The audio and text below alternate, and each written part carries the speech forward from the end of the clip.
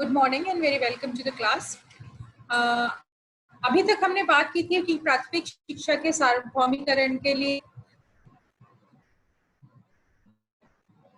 प्राथमिक शिक्षा के वीडियो क्यों नहीं स्टार्ट हो रहा। प्राथमिक शिक्षा के सार्वभौमिकरण के लिए आजादी के बाद ही लगातार कई योजनाएं चलाई गई, कई नीतियां आई जिसमें ये सब बल्कि जो कॉन्स्टिट्यूशनल हमारी वैल्यूज थी उसमें तक ये कहा गया कि हमारा पहला दायित्व होगा कि हम 6 से 14 साल तक के बच्चों को प्राथमिक शिक्षा सुनिश्चित कर सके, 100% एनरोलमेंट हो सके।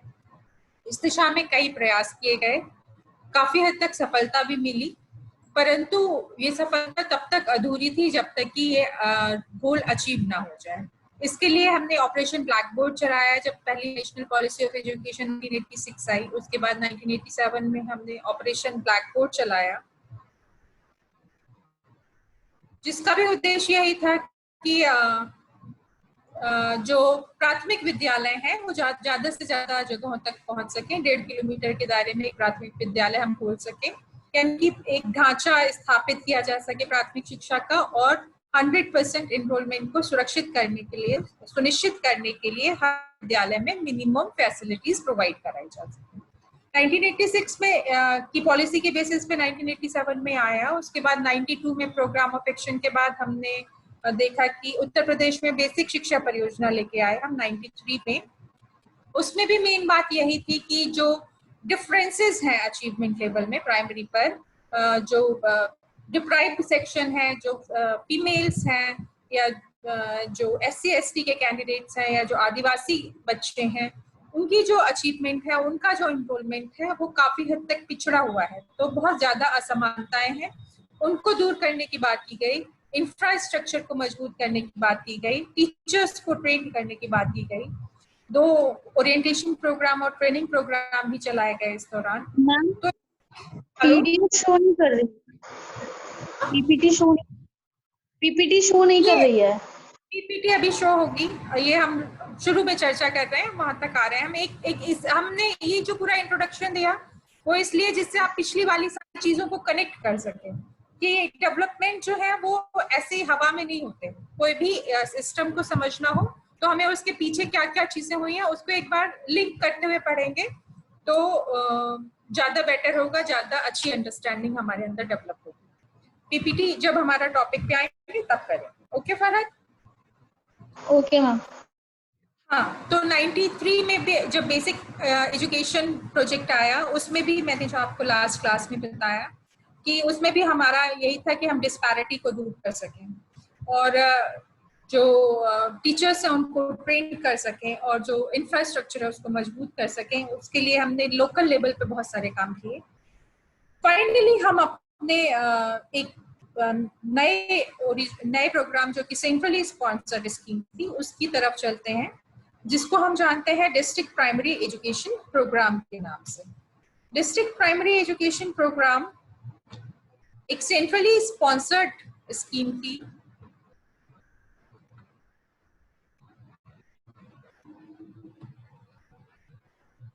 सेंट्रली स्पॉन्सर्ड स्कीम थी और इसका भी उद्देश्य वही था कि प्राथमिक शिक्षा जो है वो डिस्ट्रिक्ट लेवल पे, चूंकि इसके नाम में आप देख रहे हो कि जिला प्राथमिक शिक्षा कार्यक्रम, सेंटर से ये स्कीम चलाई जा रही थी, सेंट्रली फंडेड थी, लेकिन उद्देश्य क्या था कि जिले को हम एक यूनिट की तरह मानकर वहां पर काम करें। तो लोकलाइज्ड करना और चीजों को डिसेंट्रलाइज करना, विकेंद्रीकृत करना इस शैक्षिक कार्यक्रम की एक खास जो बात है वो ये थी कि इसमें जो नियोजन था शिक्षा का वो सेंट्रल लेवल पे ना होकर लोकल लेवल पर किया गया। जो स्थानीय लोग थे उनका इस्तेमाल किया गया, जो स्थानीय साधन थे उनका उपयोग किया गया और जिला की इकाइयां थी उन पर चर्चा करेंगे। तो कुछ सामान्य बिंदु जो हम डिस्कस करेंगे, पहला तो एक सामान्य परिचय इसका, इसके उद्देश्य।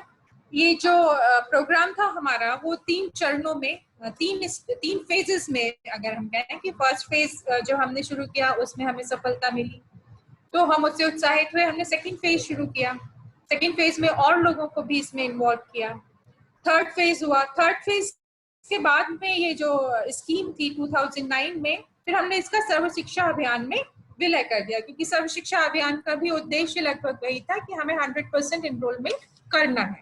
तो इसकी अलग से चलाने की आवश्यकता महसूस नहीं हुई और इसको फाइनली एसएसए में 2009 में डिसॉल्व किया गया। इसकी विशेषताएं हम देखेंगे कि इसकी ये डीपीईपी एक ऐसी परियोजना थी जो केवल कागजों तक नहीं रही, जमीन पे आई और इसने शिक्षा व्यवस्था में आमूलचूल परिवर्तन के बहुत ही अधिक सफल कार्यक्रम इसको हम मानते हैं।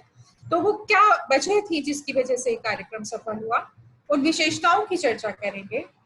ये जो खर्चा था इसका वो फंडेड था बाहर से, इंटरनेशनल एजेंसीज इसको फंड के रूप में हमें मिलता था, आईएमएफ से मिलता था। उन सब चीजों की चर्चा करेंगे और फिर हम देखेंगे कि इसका इम्पैक्ट जो है वो प्राइमरी एजुकेशन पर क्या आया। सबसे पहले हम बात करते हैं इसके सामान्य परिचय की। जिला प्राथमिक शिक्षा कार्यक्रम केंद्र द्वारा सहायता प्राप्त एक कार्यक्रम था जो प्राथमिक शिक्षा के सार्वभौमिकरण के लिए 1994 से 2009 तक 3 चरणों में चलाया गया था। इस कार्यक्रम में शिक्षा के औपचारिक और निरौपचारिक, फॉर्मल और इनफॉर्मल दोनों ही तरीके के एजेंसीज को हमने उपयोग किया था। सभी कुछ क्लियर है? केंद्र ने इसमें सहायता दी थी। मेन उद्देश्य सार्वभौमिकरण ही था। सार्वभौमिकरण के अंतर्गत 100% एनरोलमेंट, 100% रिटेंशन और डिस्पैरिटी जो है, असमानताएं हैं, उनको कम करना इसके उद्देश्य थे। ये जो चरण की बात करें, हमने कहा कि ये 3 फेजेस में हुआ था, तो हम एक एक स्टेप की बात करें। फर्स्ट फेज जो है वो 94 में शुरू हुआ और देश में 7 राज्य जो थे, मध्य प्रदेश, इस पर क्वेश्चन बन सकता है इसलिए लर्न करना जरूरी है। देश के 7 राज्य मध्य प्रदेश, आसाम, हरियाणा, महाराष्ट्र, कर्नाटक, तमिलनाडु और केरल के 42 जनपदों में ये कार्यक्रम चलाया गया। तो ये वो 7 राज्य थे जहां पर जिनको चुना गया और 42 डिस्ट्रिक्ट में चलाया गया। प्रश्न ये भी उठ सकता है कि ये 42 जनपद ही हमने क्यों चुने, 42 डिस्ट्रिक्ट चुनने की क्या खास वजह थी? तो हमने जैसे कि पहले भी डिस्कस किया कि हमारा मुख्य उद्देश्य ये था कि शिक्षा में हमने देखा कि असमानताएं हैं, क्षेत्रीय रूप से असमानता है, ग्रामीण और शहरी बच्चों की अचीवमेंट में, उनकी शिक्षा के स्तर में, शिक्षा की उपलब्धता में अंतर है। उसी तरीके से महिलाओं, बालिकाओं और बालकों की शिक्षा में अंतर है। जो जनरल कैटेगरी के बच्चे हैं और जो SC ST के बच्चे हैं उनमें अंतर है। जो आदिवासी बच्चे हैं उनकी शिक्षा काफी पिछड़ी हुई है। तो ये जो क्राइटेरिया था 42 जनपदों का, उसमें मेन हमने जो फोकस किया कि जो इन डिस्पैरिटीज जहां पर सबसे ज्यादा है, आदिवासी बच्चे और जनरल बच्चों में, बॉयज में और गर्ल्स में, जनरल में और SC ST में, ग्रामीण में और शहरी में, तो उन क्राइटेरियाज के बेसिस पर हमने ये 42 डिस्ट्रिक्ट चुने जो सर्वाधिक पिछड़े हमें लगे। तो वहां पर ये कार्यक्रम चलाया गया। यहाँ पर फर्स्ट फेज में बहुत ज्यादा सफलता मिली, बहुत ज्यादा सफल हुआ ये कार्यक्रम, और उसकी वजह ये थी कि बहुत ही ऑर्गेनाइज्ड तरीके से इन्होंने ये प्रोग्राम चलाया। अगर हम इसकी वर्किंग की बात करें तो सबसे पहले हमने बात की, इन्होंने क्या किया कि प्रोग्राम की इनिशियल स्टेज में ही सभी बच्चे, जिन 42 जनपदों के जिन स्कूलों में प्रोग्राम चलाया जा रहा था, मतलब उन सभी बच्चों का एक सर्वे किया गया और उनका बेसलाइन असेसमेंट किया गया। मीन्स कि जो बच्चा क्लास 1 में आ रहा है उसका असेसमेंट लेवल क्या है, उसका वो कितना जानता है। फिर उसके बाद जब ये परियोजना चली रही थी 94 से 5 साल का हम लगभग लेके चलते चली, तो 97 में हमने दोबारा किया, तब देखा और फिर ये देखा कि इस प्रोग्राम को चलाने की वजह से कहाँ इम्प्रूवमेंट हो रहा है। बच्चों का जो एनरोलमेंट का गैप है वो बढ़ रहा है कि नहीं बढ़ रहा है। बच्चों का मेन फोकस था कि साइंस मैथ के अलावा लैंग्वेज, इनमें प्रोफिशिएंसी बढ़ रही है, यानी बेसिक लर्निंग स्किल जिसको मिनिमम लेवल ऑफ लर्निंग है वो अचीव हो पा रहा है या नहीं हो पा रहा है। वो सारी चीजें असेस की गई पहले स्टेप पे, जैसे ये प्रोग्राम चलाया और 3 साल बाद दोबारा। तो उसका जो रिजल्ट आया वो काफी ही उत्साहित करने वाला था। जो जेंडर गैप था वो बहुत ज्यादा कम हो चुका था, बहुत इवन की हमारी कोशिश जो थी हम उसमें पूरी तरीके से सफल हो चुके थे। जहां पर लैग किया वो ये था कि जो पिछड़े वर्ग के बच्चे हैं और जो सामान्य बच्चे हैं या माइनॉरिटीज के बच्चे हैं और माइनॉरिटी कम्युनिटी के और मेजोरिटी कम्युनिटी के जो बच्चे हैं, उनकी जो अचीवमेंट लेवल थी वो उस लेवल तक वो गैप फिल नहीं हो पाया, लेकिन जेंडर इक्वालिटी अश्योर हो चुकी थी। तो इन सारे रिजल्ट से, इन सभी परिणामों से उत्साहित होकर सेकेंड फेज में जब ये प्रोग्राम चलाया गया, तो जो पहले से 7 राज्य में चलाया जा रहा था उनके अलावा कुछ और राज्यों को भी इंक्लूड किया गया, जिसमें उत्तर प्रदेश, बिहार, पश्चिम बंगाल, आंध्र प्रदेश, गुजरात, हिमाचल प्रदेश और उड़ीसा, ये 7 स्टेट्स और इसमें इंक्लूड किए गए। और यहाँ पर भी उसी क्राइटेरिया पर कि जो ज्यादा पिछड़े जिले हैं उनको सेलेक्ट करते हुए डीपीईपी प्रोग्राम शुरू किया गया। जब थर्ड फेज इसका 2000 में स्टार्ट हुआ तो ये 14 से 18 राज्यों में और 272, पहले राउंड में हमने देखा 7 राज्य थे, दूसरे में हमने देखा 14 थे और तीसरे में हम देख रहे हैं कि यहाँ पे 18 स्टेट्स हैं और 272 जनपदों में एक कार्यक्रम चलाया गया। तो हमने इन 3 फेजेस की बात की। फर्स्ट फेज की जो सफलता थी उससे उत्साहित होकर सेकेंड स्टेप पे हम आए। फर्स्ट फेज में जो मेजर अचीवमेंट थी वो ये थी कि जेंडर इनइक्वालिटी को हमने काफी हद तक ओवरकम कर लिया था और जो मिनिमम लेवल ऑफ लर्निंग था, जो बेसलाइन असेसमेंट के बेसिस पर हमने देखा कि बच्चे जो है वो बेटर पढ़ पा रहे हैं, उनके रिजल्ट्स पहले से बेहतर हुए हैं, तो उसके बेसिस पर हमने कुछ और स्टेट्स में भी ये प्रोग्राम चलाया और फाइनली थर्ड फेज में हमने सन 2000 में 18 राज्यों के 272 जनपदों में ये कार्यक्रम चलाया। इसके क्रियान्वयन के लिए जो संस्थाएं काम कर रही थी, उत्तर प्रदेश में हम बात करें तो राज्य परियोजना परिषद या अगर आपने पिछला लेक्चर अच्छे से देखा हो तो आपने देखा होगा कि राज्य परियोजना परिषद एक नई संस्था थी जो बेसिक एजुकेशन प्रोजेक्ट के अंतर्गत हमने स्टार्ट की थी। तो वो जो राज्य परियोजना परिषद थी उसने इसमें काफी महत्वपूर्ण भूमिका निभाई। तो भी एग्जीक्यूशन का काम था, इस डीपीईपी को चलाने का जो भी मैनेजमेंट था वो राज्य परियोजना परिषद के द्वारा हुआ। उसी समय हमने सीमैट की भी बात की थी कि सीमैट हमने स्थापित किया था, शैक्षिक प्रबंधन एवं प्रशिक्षण संस्थान, जहां पर एग्जीक्यूशन राज्य परियोजना परिषद द्वारा किया गया, वहीं एकेडमिक सपोर्ट जो था वो सीमैट के द्वारा किया गया। डाइट्स ने इसमें बहुत इंपॉर्टेंट रोल प्ले किया क्योंकि डिस्ट्रिक्ट लेवल पर यही ऑर्गेनाइजिंग बॉडीज थी। टीचर्स को अगर कुछ ट्रेनिंग देनी है या उनका सुपरविजन करना है तो उसमें जिला शिक्षा एवं प्रशिक्षण संस्थान ने बहुत ही महत्वपूर्ण भूमिका निभाई। इसके अलावा एक डिस्ट्रिक्ट कोऑर्डिनेटर, जिला समन्वयक का पद जो है वो केवल डीपीईपी के दौरान ही सृजित किया गया था। जिला समन्वयक का काम ये था कि वो जिला स्तर पर इस परियोजना को सुचारू रूप से संचालित करने में सहायता प्रदान करेगा। बीआरसी और सीआरसी हमारे पास पहले से मौजूद थे, हम पहले ही इसको जब बेसिक एजुकेशन परियोजना हमने पढ़ी है उसमें हमने बीआरसी और सीआरसी के पद सृजित किए थे। Block resource centre and community resource centre, इन दोनों ही संस्थाओं ने इसमें महत्वपूर्ण भूमिका निभाई। इसके अलावा गांव के लेवल पर अगर हम देखें तो ग्राम शिक्षा समिति ने भी इसमें अपना महत्वपूर्ण योगदान दिया। तो ये संस्थाएं राज्य स्तर पर 2 ये संस्थाएं, जिला स्तर पर 2 संस्थाएं, ब्लॉक लेवल पर 2 संस्थाएं और फिर गांव के स्तर पर 1 संस्था।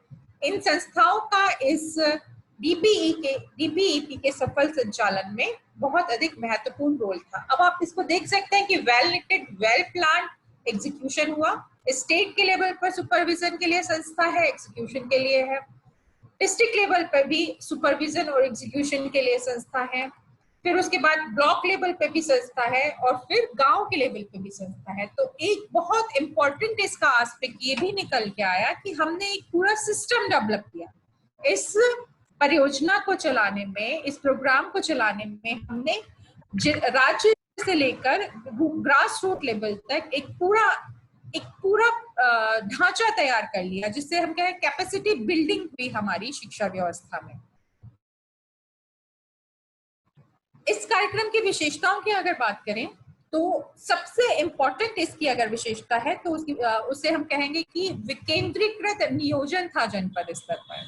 विकेंद्रीकृत नियोजन यानी कि जो भी प्लान है वो स्टेट से, भले ही हमारा जो सीमेट है, जो राज्य परियोजना परिषद है, वो हमको एग्जीक्यूशन के लिए कुछ मार्गदर्शन दे रही है, मगर मेन जो अथॉरिटी है वो राज्य ना होकर क्या है, जनपद है। जनपद स्तर पर डाइट्स जो है या जो डिस्ट्रिक्ट कोऑर्डिनेटर है वो उस जनपद विशेष की समस्याओं पर क्या सही उस परिस्थिति में उसके पास क्या रिसोर्सेज है, उसकी क्या प्रॉब्लम्स है और उसके क्या पॉसिबल सॉल्यूशन उन लोकल रिसोर्सेज को यूज करते हुए निकाला जा सकता है, क्या हल निकाला जा सकता है लोकल रिसोर्सेज के बेसिस पर, उसको हमने देखा कि वो डिस्ट्रिक्ट लेवल पर हो रहा था। तो सेंट्रलाइज ना होकर ये स्कीम हाईली डिसेंट्रलाइज थी। इसका बहुत ज्यादा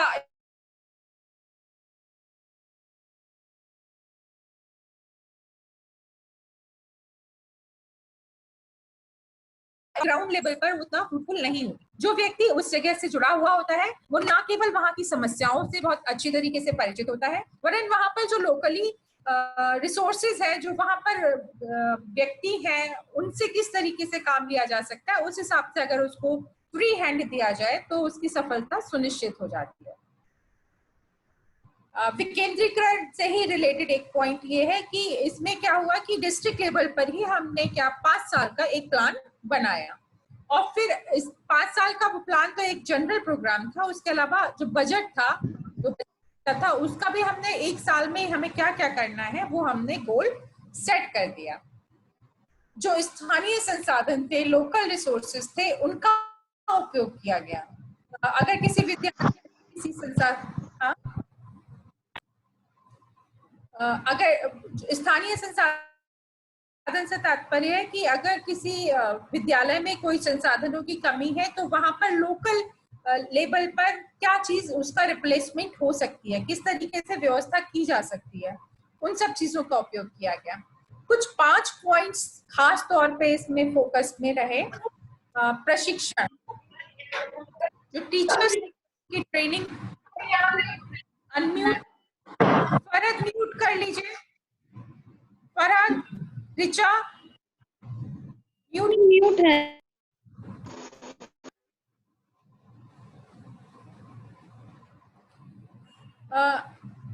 ये तो डिसेंट्रलाइजेशन से रिलेटेड पॉइंट थे। इसके अलावा इसमें टीचर्स को ट्रेन किया गया और डाइट के स्तर पर ट्रेनिंग प्रदान की गई। कम्युनिटी का सहयोग लिया गया। कम्युनिटी मतलब हमने जो गांव के स्तर पर जागरूकता फैलाई और गांव के लोगों से जिले के स्तर पर, गांव के स्तर पर वहां के जो लोकल लोग थे उनमें जागरूकता फैलाकर उनसे शिक्षा व्यवस्था में मदद मांगी, उनको उस प्रोग्राम में मोटिवेट किया कि वो दूसरे लोगों को जागरूक करें, और एक पढ़ा है तो वो किसी और एक को पढ़ाए। इस तरीके से सामुदायिक सहभागिता सुनिश्चित की गई। इसमें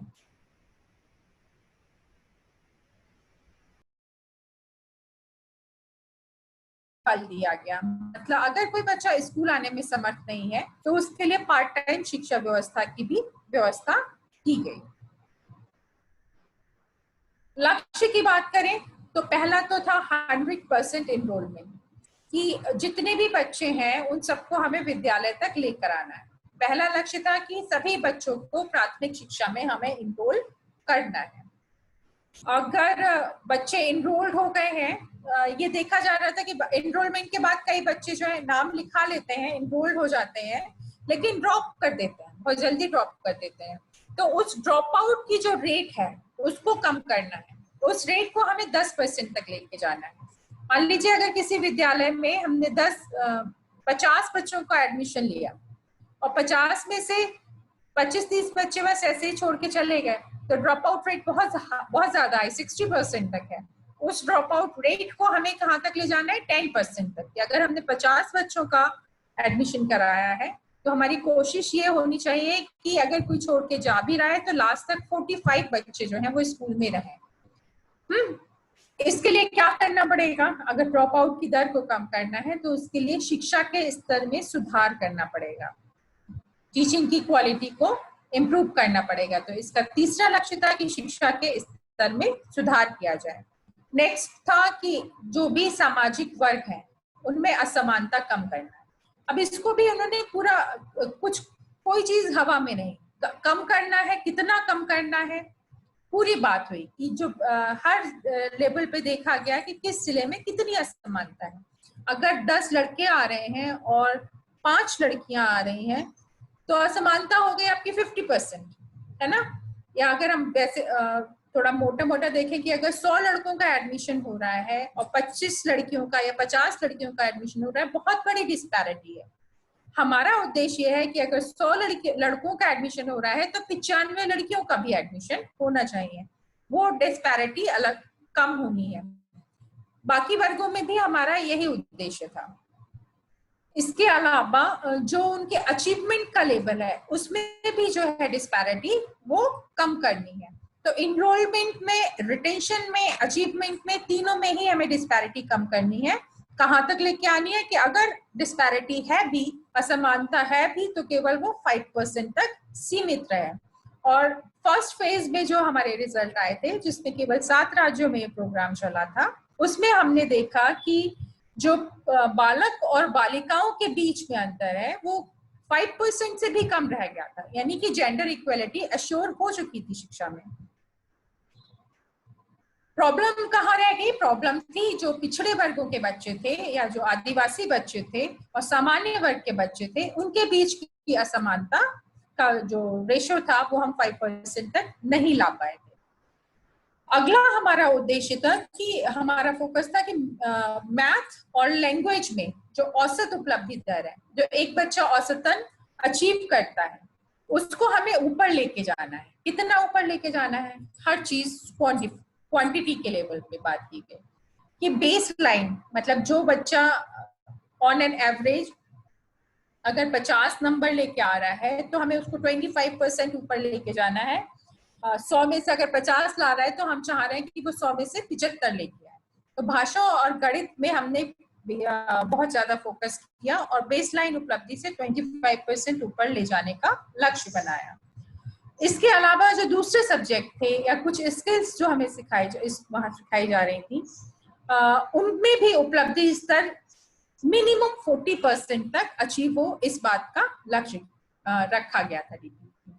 तो ये लक्ष्य थे। सबसे पहला 100% एनरोलमेंट, 100% रिटेंशन, ड्रॉप आउट की दर को 10% तक लाना, क्वालिटी एजुकेशन प्रोवाइड कराना, समाज के विभिन्न वर्गों के बीच में जो असमानता है उसको कम करके 5% तक लाना, लैंग्वेज और मैथ में जो औसत उपलब्धि दर है उसको 25% से ऊपर ले जाना, और जो बाकी सब्जेक्ट हैं, बाकी कौशल हैं, उनमें भी उपलब्धि स्तर 40% तक गेन करना। इस परियोजना के कुछ विशेष लक्ष्य थे, पक्ष थे। इस परियोजना में 3 प्रमुख पक्षों पर बल दिया गया था। पहली बात तो थी जो इंफ्रास्ट्रक्चर है उसको हमें स्ट्रेंथन करना है। दूसरी बात थी जो क्वालिटी है उसको इम्प्रूव करना है, और तीसरी बात थी कि प्राथमिक शिक्षा का में की जो पहुंच है उसका विस्तार करना है। तो पहली अगर हम कहें कि भवन तथा संस्थागत क्षमता का सुदृढ़ीकरण करना, भवन और संस्थागत क्षमता का सुदृढ़ीकरण की बात हमने ऑपरेशन ब्लैक बोर्ड में भी की थी। उसके बाद हमारा आपका जो आता है बेसिक एजुकेशन परियोजना, उसमें भी की थी, और यहाँ पर फिर हम वो बात कर रहे हैं। क्वालिटी एनहांसमेंट की बात इन तीनों परियोजनाओं में इसकी बात की गई है कि गुणवत्ता में हमें सुधार करना है, क्वालिटी इंप्रूव करनी है। जो बीच में ओरिएंटेशन प्रोग्राम भी थे उनका भी मकसद यही था कि हमें क्वालिटी ऑफ एजुकेशन को इंश्योर करना है। अगर आप पूरा ऊपर से नीचे तक देखें तो हम शुरू से लेकर वही 3-4 चीजें लेके चल रहे हैं कि हमें 100% एनरोलमेंट चाहिए, जितने बच्चे आए वो स्कूल में बने रहे, रिटेंशन चाहिए, ड्रॉप आउट की दर कम हो, एजुकेशन की क्वालिटी इंप्रूव हो, minimum level of learning achieve कर सकें, और जो डिस्पैरिटी है, जो असमानता है, उनको खत्म कर सकें। तो अगर 3 भागों में हम इसकी बात करें तो वही है कि सबसे पहले इंफ्रास्ट्रक्चर पे बात की गई, दूसरी क्वालिटी पे बात की गई और तीसरा विस्तार एक्सपेंशन की बात की गई। इसमें कुछ खास स्ट्रेटेजी थी जो हमने यूज की। पहली बात की योजना निर्माण तथा क्रियान्वयन में निचले स्तर तक संभालित। पहले भी हम बात कर चुके हैं कि जो इस डिसेंट्रलाइजेशन बहुत ज्यादा है, तो जो योजना निर्माण और क्रियान्वयन है उसमें प्लानिंग और एग्जीक्यूशन है, उसमें जो है ग्रास रूट लेवल के संस्थाओं ने काफी काम किया और विलेज एजुकेशन कमेटी बल्कि कम्युनिटी से भी हमने मदद ली। दूसरा गर्ल एजुकेशन पे हमने विशेष बल दिया। विशेष बात इस बात पे थी कि वहां पर गर्ल्स और बॉयज के बीच में जो इनइक्वालिटी है एजुकेशन के फील्ड में उसको हम कर सकें, स्कूल इफेक्टिवनेस को बढ़ा सकें। जब हम क्वालिटी एजुकेशन देंगे तो स्कूल की इफेक्टिवनेस बढ़ेगी। इसके अलावा इस इफेक्टिवनेस को बढ़ाने का दूसरा तरीका ये है कि वहां का इंफ्रास्ट्रक्चर, वहां पर जो बेसिक नीड्स है वो फुलफिल हो सके। एक बहुत इंपॉर्टेंट एस्पेक्ट इसका ये था कि वैकल्पिक शिक्षा की भी व्यवस्था की जा सके। अगर कोई व्यक्ति 6 से 14 साल का है की उम्र में नहीं है, आगे निकल चुका है, तब क्या हम उसको निरक्षर ही छोड़ देंगे? तब 100% साक्षर भारत का सपना कैसे पूर्ण हो पाएगा? तो उसके लिए आवश्यकताएं हैं कि अडल्ट एजुकेशन प्रोग्राम या नाइट स्कूल्स या फिर स्कूल के बाद में पार्ट टाइम ट्यूशन देकर किसी भी तरीके से, जिस तरीके से बच्चा साक्षर होना चाहे उस तरीके से साक्षर हो सके। तो वैकल्पिक शिक्षा का सुदृढ़ीकरण किया गया। सामुदायिक सहयोग, इसको अश्योर किया गया कि कम्युनिटी जो है, जब तक लोग खुद नहीं जागरूक होंगे, जब तक लोग खुद अपनी प्रगति के लिए काम नहीं करेंगे, तब तक कोई भी स्वप्न पूरा नहीं किया जा सकता। और डीपीईपी की सफलता का सबसे इम्पोर्टेंट जो फैक्टर था वो ये था कि इसमें कम्युनिटी ने बढ़ चढ़ के हिस्सा लिया। हमने कम्युनिटी का सहयोग लिया, सामुदायिक सहयोग इसमें एक प्रमुख रणनीति थी। समानता पर बल, हर ग्रुप के लोगों को, हर वर्ग के लोगों को एक इक्वल स्टेटस प्रदान करना, शैक्षिक रूप से समानता पर लेकर आना। जैसे कि बालिका शिक्षा पर बल था, वैसे ही सभी ओवरऑल सभी जो ग्रुप्स हैं उनकी समानता पर बल दिया गया। अध्यापक जो है उनके लिए ट्रेनिंग प्रोग्राम्स चलाए गए, उनको ट्रेन किया गया, उनकी दक्षता में वृद्धि करना एक प्रमुख रणनीति। एक बार फिर से देखें तो प्लानिंग और एग्जीक्यूशन जो थी वो निचले स्तर तक थी, सहभागिता पूर्ण थी। बालिका शिक्षा पर विशेष बल दिया गया, विद्यालय की प्रभावकारिता बढ़ाने पर बल दिया गया, वैकल्पिक शिक्षा का सुदृढ़ीकरण किया गया, सामुदायिक सहयोग लेने की कोशिश की गई, समानता पर बल दिया गया और अध्यापक दक्षता में वृद्धि की गई। इसकी जो फंडिंग थी, इसके लिए पहली बार भारत ने इस प्रोग्राम को चलाने के लिए आईएमएफ से ऋण मांगा था। उसको आईएमएफ से ऋण तो मिला ही, उसके अलावा कई अंतर्राष्ट्रीय संस्थानों ने चैरिटी के रूप में काफी पैसा इस योजना को फंडिंग के द्वारा दिया था। तो रेशो की बात अगर हम अपने इस नेशनल लेवल पे करें तो 15% जो इस योजना का खर्चा था वो स्टेट गवर्नमेंट के द्वारा किया जा रहा था और 85% खर्चा जो है वो सेंट्रल गवर्नमेंट के द्वारा किया जा रहा था। कुछ प्रमुख अंतर्राष्ट्रीय संस्थाएं थी जो इस योजना को, इस प्रोग्राम को फंड दे रही थी और वो सीधे केंद्र सरकार को फंड देती थी।